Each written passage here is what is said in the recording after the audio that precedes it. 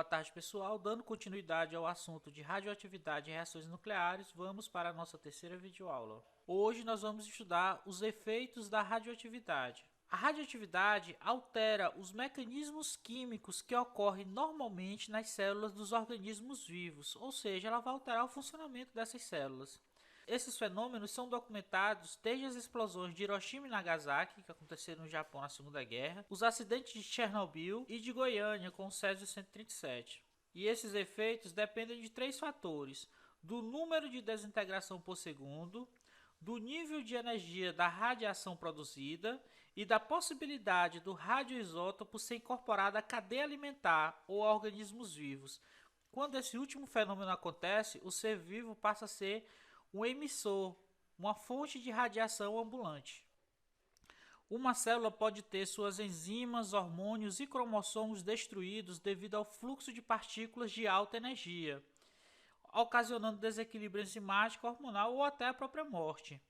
Em geral, as células que se dividem mais rapidamente, como a medula óssea, são as mais afetadas pela radiação. Os efeitos somáticos se manifestam apenas na população exposta. Então, efeitos somáticos só acontecem com a população exposta e enquanto ela está sendo exposta a esse fenômeno. Já os efeitos genéticos passam para os descendentes desses indivíduos. Então, as consequências dessa exposição à radioatividade pode ser passado pela hereditariedade. Efeitos em longo prazo. Falha em órgãos como os rins, o fígado, o pulmão, a tireoide, os testículos, o ovário, o aparecimento de vários tipos de câncer, entre outros efeitos. Efeitos em curto prazo. Quando o indivíduo recebe altas doses de radiação, pode ocorrer queda de cabelo, vômito, diarreia, várias hemorragias pelo corpo, febre e finalmente a morte. Medida dos efeitos da radiação nos organismos. Para a quantidade de energia absorvida, a gente tem o RAD, que é a transferência de radiação de 10 a menos 2 joules por quilograma de indivíduo. A gente tem o Gray, que é a unidade SI, que significa 1 joule de radiação ionizante uniformemente absorvida para cada 1 quilograma do organismo. E para exprimir os danos biológicos, a gente tem o REM, que é a dose em RAD absorvida pelos seres humanos, e a gente tem o Sievert, que também é a unidade SI e representa uma dose de radiação de 1 joule por quilograma do organismo. Há uma relação bem interessante. Um REM é equivalente a 10 a menos 2 Sievert. E a dose anual de radiação recomendada é de até 0,5 REM. Ou seja, a partir daí já pode ocasionar problemas aos seres humanos. Vamos ver agora uma tabela dos efeitos biológicos quando uma pessoa é exposta à radiação. Doses entre 0 e 5 REM, nenhum efeito detectável. Entre 5 e 20, efeitos de longo prazo e possível dano cromossômico. A gente tem efeitos genéticos que vão afetar na hereditariedade. Entre 20 e 100, redução temporária do número de células no sangue. Entre 100 e 200, efeitos como náusea, fadiga, queda de cabelo, redução da resistência a infecções, possivelmente seguidas de proliferação cancerosa. Então, esses efeitos aqui são bastante severos.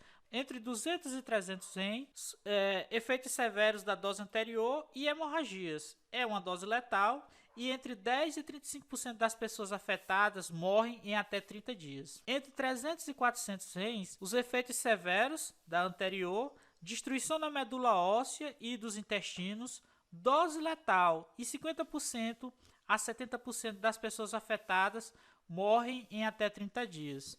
Entre 400 e 1000 REMs é a dose letal. A gente tem todos esses efeitos, é uma dose letal, e 60 a 95% das pessoas morrem em até 30 dias. E entre 1000 e 5000 REMs, uma dose altíssima, pessoal, é com certeza também uma dose letal, e 100% dessas pessoas vão morrer em até 10 dias com todos esses efeitos: náusea, fadiga, queda de cabelo, redução da resistência à infecção, hemorragias, contaminação por radionuclídeos, que ocorre através da ingestão inalação ou absorção pela pele dessas substâncias radioativas. O iodo 131 concentra-se quase que exclusivamente na glândula tireoide. Ano mais tarde, sua radioatividade pode provocar o câncer e o tempo de meia-vida desse iodo é de 8 dias. O telúrio 132 é tóxico e radioativo, afeta o metabolismo do fígado e pode torná-lo canceroso. O tempo de meia-vida é de 3 dias. O rutênio 106 é um metal nobre radioativo, destrói glóbulos vermelhos e provoca leucemia. O tempo de meia-vida é de 372 dias.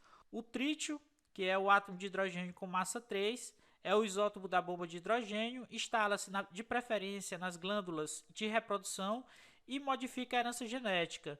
O tempo de meia-vida dele é de 12 anos. O criptônio 85, na forma de gás, ao ser inalado, espalha-se por todo o organismo. Em 2 anos pode provocar leucemia, o tempo de meia-vida é de 11 anos.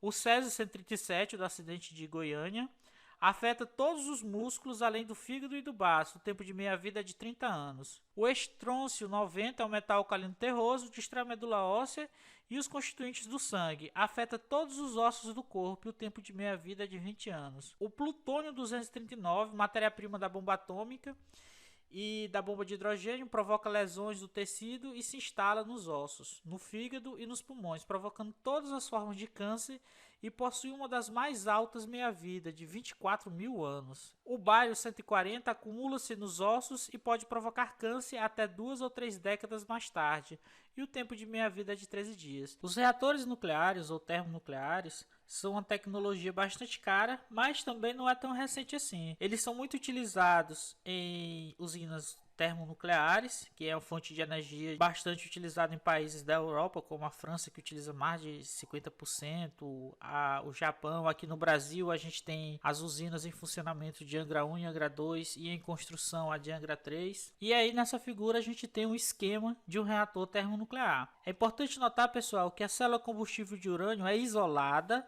fica dentro de uma piscina enorme, e produz apenas o calor que é transportado para uma caldeira com água. Essa água, com o calor da radiação, produzida pela radiação, vai evaporar e vai fazer com que esse vapor vai fazer com que uma turbina funcione gerando energia, tá bom?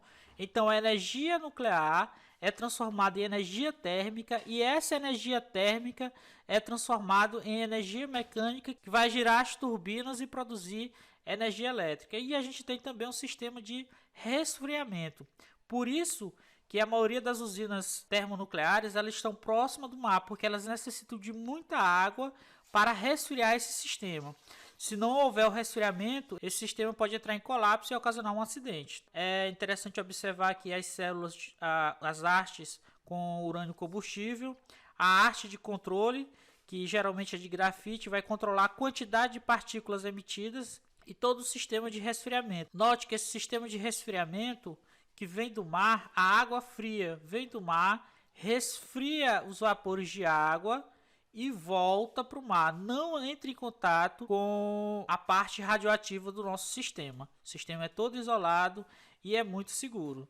A energia liberada, comparando com outros sistemas, 1 grama de urânio 235 libera 20 mil quilocalorias, enquanto que 1 grama de petróleo, que pode ser utilizado numa usina térmica, produz somente 11 quilocalorias, e 1 grama de álcool produz apenas 7 quilocalorias. Outros usos da radioatividade. Na indústria, ela pode ser utilizada no diagnóstico de defeitos em tubulações e equipamentos industriais, na esterilização de equipamentos também. Na agricultura, os geneticistas utilizam para acelerar as mutações gênicas, no controle de pragas, na utilização de isótopos para estudar o metabolismo e o desenvolvimento de plantas, na conservação de alimentos, por exemplo, a irradiação para combater as pragas e conservar os alimentos e aumentar o tempo de vida dos alimentos, o tempo de prateleira. E na geologia e arqueologia, pode ser utilizado para determinar a idade de fósseis através da técnica de datação com carbono 14,